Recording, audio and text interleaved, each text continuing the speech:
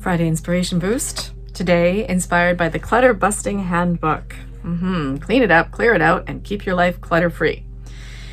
I don't want to confess how many of these types of books I have. The Marie Kondo, The Joy of Tidying, and Clutter's Last Stand. That was an interesting one that my sister and I loved.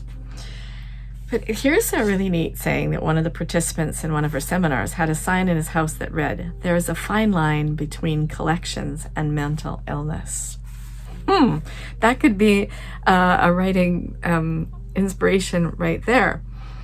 I used to collect leprechauns, and they're in a box somewhere.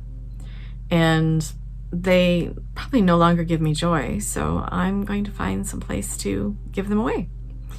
And there was this one woman that loved collecting dolls. And I love this idea that she just said, that's it. It's time for her dolls to retire. And she made the difficult decision to stop buying them. Very soon, she regretted her decision. Sophia's work took her all over the world. And during her travels, she had loved searching for and finding new dolls. She sincerely missed the thrill of the hunt and now realized that once the dolls were home and she had showed them to her friends and placed them in a spot with the others, she didn't pay much attention to them. Her decision to stop buying was a mistake. Like many other collectors, she delighted in finding the rare bargain or filling a gap in her collection or stumbling across unique beauty much more than she enjoyed actually than owning the items. So she hit upon a new plan. She had selected a group of dolls that she would keep forever and carefully arranged them in a glass display case. Then she counted up over 450 dolls that she would not mind parting with. Every few months, she packed up 20 to 30 of these dolls and delivered them to a nearby hospital. Eventually, the nurse who grew to know Sophia invited her to join in traveling from one little girl's room to another delivering dolls. Today, Sophie is called the Doll Lady, who appears at hospitals and homeless shelters, giving gorgeous dolls from around the world to brighten the day of little girls.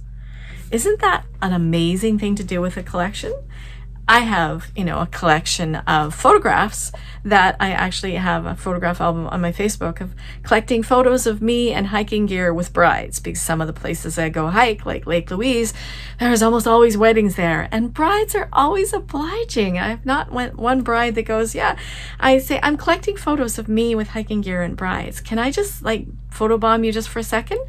And sometimes they include it in their album or whatever too, photobombed. It's a lot of fun. So what can we collect that doesn't cause us stress or doesn't cross the line into mental illness? And what are ways that we can share those collections when we're done with them or when they no longer make us happy? And then how to use this for a writing exercise is to talk about the hoarders or the clutter bugs or the people in your lives, if you haven't collected things that are maybe bordering on mental illness or that their clutter irritates you.